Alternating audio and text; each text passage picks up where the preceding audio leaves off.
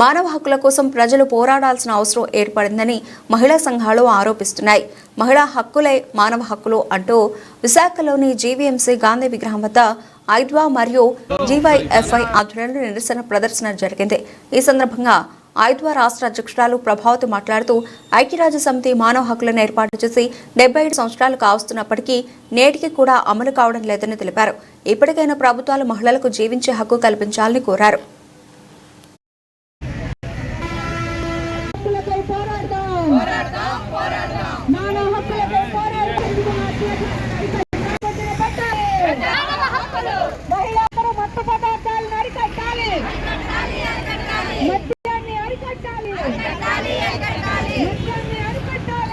చెప్పేసి అనుకోవడం జరిగింది. ఈ రోజు స్పెషల్ ఏంటంటే మానవ హక్కుల ఉల్లంఘన దినోత్సవం, మానవ హక్కుల దినోత్సవం. ఈ రోజు డిసెంబర్ 10, 1948లోనే ఐక్యరాజ్య సమితి ప్రకటించింది.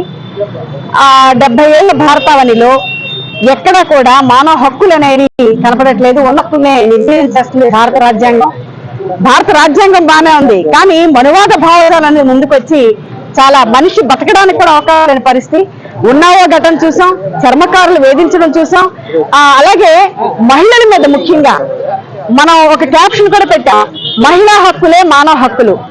ఈరోజు ఆంధ్ర 2వ ప్లేస్ లో ఉంది.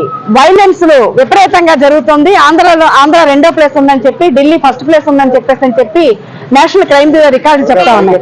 చిన్న పిల్లలతో సహా ఈరోజు మహిళల్ని అత్యాచారాలు చేయడమే కాదు, వాళ్ళ బతకడానికి కూడా అవకాశం లేని పరిస్థితి. కనుక ఈరోజు గవర్నమెంట్ ఏం చెప్తుందనంటే మహిళలకు పెద్దపేట వేస్తామని చెప్పేసి చెప్తున్నారు. మా డిమాండ్ ఏంటంటే ఉన్న చట్టాలే చాలా తక్కువ. నిర్భయ చట్టం వచ్చింది, కానీ నిర్భయ చట్టానికి కేటాయింపులు లేవు. పోయిన ప్రభుత్వం దిశ చట్టాన్ని తెచ్చామన్నారు, కానీ దిశ చట్టమే అమలు కాలేదు. ఈరోజు దిశ పోలీస్ స్టేషన్ మారుమూల ప్రాంతాల్లో ఎక్కడో మధురవాడ చివరకు ఉంది, కానీ నగరం నలుమూల నుంచి రావాలంటే చాలా దూరం, వ్యయ ప్రయాసాలు కూడిన పరిస్థితి. అందుకని లా అండ్ ఆర్డర్ ని నిర్వీర్యం చేసే ధోరణి కాకుండా పోలీస్ స్టేషన్లో పరిధి పెంచాలి. అలాగే నిర్భయ చట్టానికి కేటాయింపులు పెంచాలి. అలాగే ఈరోజు మత్తు విపరీతంగా ఈరోజు ఉక్కుపాదం మోపామని చెప్పేసి హోమ్ మినిస్టర్ గారు మాట్లాడుతున్నారు, లేకపోతే ప్రభుత్వాలు మాట్లాడుతున్నాయి. కానీ గంజాయిని నిర్వీర్యం చేసే ధోరణి అనేది ఎక్కడెక్కడ కనపడట్లేదు. చౌచౌగానే ప్రకటన చేస్తున్నారు. ఈరోజు మత్తు పదార్థాలు రావడం వల్ల అమ్మాయిల మీద దాడి పెరుగుతా ఉంది. నిన్న కాక మనం చూసాం, విశాఖపట్నంలో ఉన్న ఘటన చూసాం. రాష్ట్రం అంతా అల్లాడిపోయింది, దేశం అంతా కూడా అల్లాడిపోయింది. కాబట్టి ఈ మహిళలు తక్కువ, 2వ తరగతి పౌరురాలే మహిళ అని చెప్పే భావజాలాన్ని వెనక్కి తిప్పే దిశగా ప్రయత్నం చేయకపోతే స్త్రీ పురుషులిద్దరూ కూడా సమానం అని చెప్పేసి అనేటువంటి దాన్ని నొక్కి వక్కాణించాలి. అలాగే టోల్ ఫ్రీ నెంబర్లు, నువ్వు ఫోరెన్ లోని రాసుకు ఎంత అందంగా ఉంటావని చెప్తారు, కాదు టోల్ ఫ్రీ నెంబర్లు అనేవి ఎక్కడైనా ఏదైనా అటాక్ జరిగితే వెంటనే టోల్ ఫ్రీ నెంబర్ అందుబాటులో వచ్చేసి చూడాలి. ఆ రకంగా ఒక ఉన్నతమైనటువంటి మహిళా కమిషన్, ఏదైతే మహిళా కమిషన్ ఉందో, ఒక ఐఏఎస్ ఆఫీసర్ తోటి ఉన్నతమైనటువంటి నేర విచారణ జరిగేందుకు ఉన్నతమైన విచారణ జరిపేటట్టు ఒక కమిషన్ ఏర్పాటు చేయాలి. ఫాస్ట్ ట్రాక్ కోర్టు, నిర్భయ దగ్గర నుంచి పోట్లాడుతున్నాం, కానీ ఎక్కడ కూడా ఏ జిల్లాలో కూడా రాష్ట్రం మొత్తం మీద ఫాస్ట్ ట్రాక్ కోర్టు లేవు. మొన్న సిపి గారితో మాట్లాడితే కూడా అదే చెప్పారు.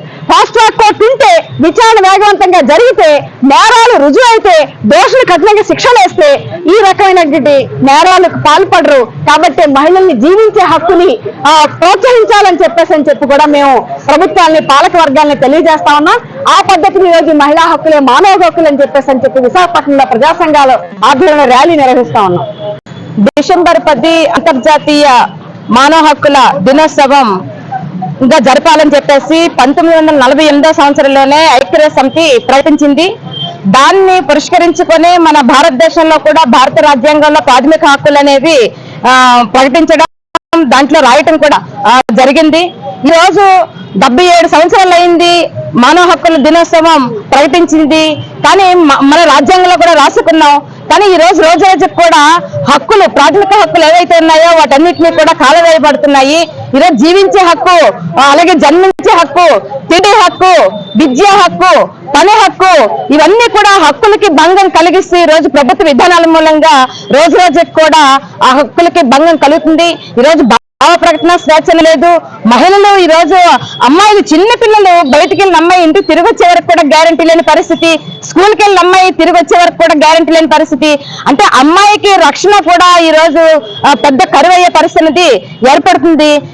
ప్రాథమిక హక్కులకి భంగం కలిగించే విధంగా బీజేపీ అధికారంలోకి వచ్చిన తర్వాత ప్రాథమిక హక్కులకి, కనీస ప్రాథమిక హక్కులు భంగం కలిగించే విధంగా మనువాద సిద్ధాంతాన్ని ముందుకు తీసుకొచ్చి బీజేపీ విధానాలు అనేవి ఉన్నాయి. ఖచ్చితంగా మనువాదం కాదు, ఈ రోజు మనవాదం కావాలి. రాజ్యాంగాన్ని పరిరక్షించబడాలి. ప్రాథమిక హక్కులు, మానవ హక్కులు ఏవైతే ఉన్నాయో అవన్నీ కూడా పరిరక్షించబడాలి. అప్పుడు మాత్రమే ఈ రోజు ఈ సమాజం ముందుకు వెళ్తుందని చెప్పేసి ప్రజా సంఘాలుగా మేము భావిస్తున్నాం.